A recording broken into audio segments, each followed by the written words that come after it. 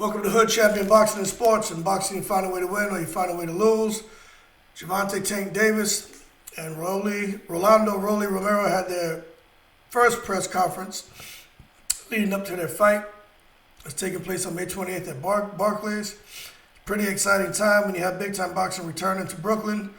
The five-time world champion Gervontae Davis, one of the hottest young attractions. And Romero is also another hot attraction who's up and coming and deserves a lot of respect. Tank's going to get ready to defend his title against Rolly, who just happens to be the #1 ranked contender. I don't think a lot of people realize that. And he's the mandatory challenger to that to Tank. It's going to be a Showtime pay-per-view event, and it's going to be, of course, pushed by PBC, Al Heyman, TMT. So what's exciting about this is Tank Davis in the BARCLAYS is synonymous for knockouts. He fought there in 2017 where he clipped Jose Pedraza. He came back there again and had a TKO in 2018 over Jesus Cuellar. So, and also Brooklyn is not far from where Gervontae is from, in Baltimore, Maryland. So it's like a second home for him. I would say first home, first home would be Baltimore, second home, maybe BARCLAYS, third home there in Atlanta. But the difference with this press conference, because remember they had one last year where, but unfortunately that fight was called off. But during that first press conference, Rolly seemed very uncomfortable. And Tank seemed more, real cool, not worried about anything. But I think Rolly had never really had to do a lot of public speaking. He's never been in front of the media like that, and he's never been in front of that kind of audience. So I think Rolly was really worried and thinking a lot about what he wanted to say, and it just didn't go as he wanted. I can tell that's one of those things. If you listen to him, if he could have taken that back, he would have taken that back. But when you look at the press conference today, things got heated up there. Rolly was still being himself, saying he's going to knock Tank out, saying basically the Tank sucks. But Rolly's trainer was very flagrant, very aggressive towards Tank. I mean, with his use of language and everything. I mean, the type of stuff that'll make somebody, want to get up out their seat and start to let their hands go, whatever the closest thing they find next to them, pick it up and throw it at you, and I understand Rolly's trainer, say he's from California. Everybody has a story, tough guy from the streets, all of that, man. And whatever it is that, he has inside of him, it came out today because you would swear that the trainer and Tank were the ones who were supposed to be fighting the way Rolly's trainer was speaking to Tank. I mean, very disrespectful. Almost for me, just, almost could put a black eye on his reputation as a trainer, because you don't see too many trainers going back and forth with fighters. Now, Danny Garcia and his father, that's a different thing. That's his son, but you just don't see a lot of trainers being real ridiculous. You got, Guerrero's dad, but that's his son. So to see Rolly's trainer cussing at Tank like that, I was very shocked. But what I noticed about Rolly is Rolly seemed more comfortable this time. He still had on the loudest suit I've probably ever seen in my life. But his suit was talking, but Rolly wasn't really loud like normal. So his suit was loud, but Rolly wasn't. But with Tank was a bit more animated than he normally is. Even talking about if there was real beef between the two of them, Rolly be packaged up already, how people would have come to his house and handled it. Almost saying they would came and killed him or whatever. And that's when Rolly's trainer chimed in and started really going off. But, so when I hear Tank talk like that, it tells me that Rolly's done his job, and that's to get under Tank's skin. Now, the uniqueness of this press conference is Rolly is still saying he's going to knock Tank out.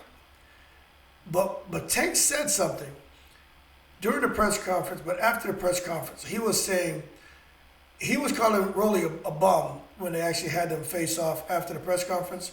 You're a bum, you're an effing bum, you're a B word, those kind of things are going back and forth.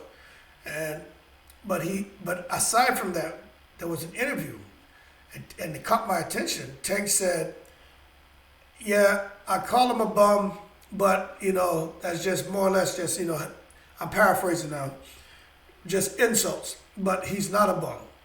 He has skills. He's got power. Rolly can fight. This is what Tank said, and I was like, that's what we need to hear. And he said, the thing for me is to not fight Rolly's fight. So that tells me that Tank knows if he goes in there being stupid, trying to exchange with Rolly, there's a chance of him getting caught and getting hurt, possibly knocked out cold. So Tank knows this. But also, Tank knows Rolly has some skill. He said he looks crazy the way he fights, but there's something to his madness. Now this is what Tank has already observed. So what that tells me is Tank is going in there because he says there's levels to this, and Rolly doesn't have the skills I have. So what Tank is going to do is box Rolly and punish him. That's his plan. And not get caught with the big shots, not allow Rolly to come and try to, because Rolly's going to MMA him. So for those of you who never seen Rolly fight, Rolly's going to come in there, he's going to push his forearm in his neck, his elbow in him, he's going to turn and twist and throw him down, he's going to bum rush him. That's his style of fighting. And it's highly effective. And I can't see Tank being able to handle that kind of situation, especially if Rolly's able to get inside and just start to manhandle Tank. That's not Tank's fight. And Tank's not stronger than Rolly. But what could happen is when Rolly goes in and he looks to be the aggressor, if he's not working behind the jab or he doesn't let something go, if he just tries to come in, Tank is too slick, too talented, his footwork is on point. He's just gonna step to the side and let a shot go. Hook, uppercut, he may throw the 2, come back with the 3, step around, or just that lead uppercut, man, he throw that 4. And that's one thing Tank and Zab Judah are known for, them lead uppercuts. That's why I love to watch them guys fight and throw that uppercut. And that's where Rolly's going to have problems. And Rolly has pretty good footwork. He looks sloppy at times because his stance is so wide. But Rolly can let shots go from weird angles. He's like a Maidana with those shots. It's different angles coming from the bottom, from the side, above your head. So he trains that way. But I did listen to Rolly.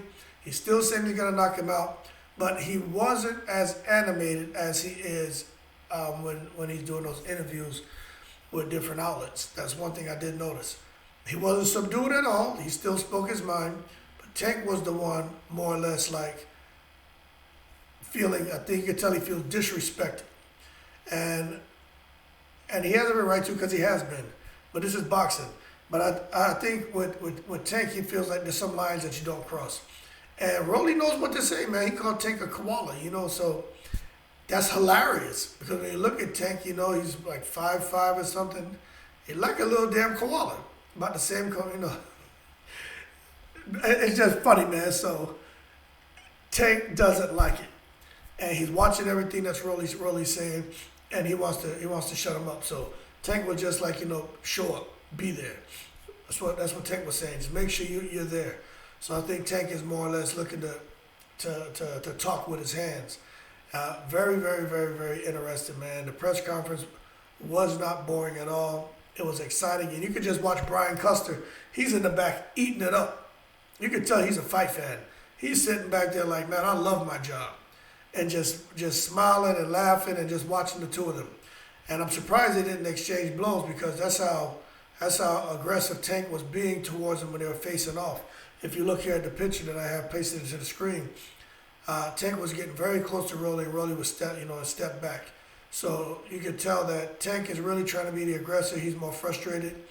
Rolly's keeping a cool head, and I'm glad to see that because when they get into the ring, we're gonna see what happens. Is Tank gonna come in with that aggression and just try to get him out of there, which creates openings for Rolly and his wild style, or is Rolly gonna come in there with something different and just really shock us all? So on paper, I've said this before, I think Tank should win, but based on this press conference,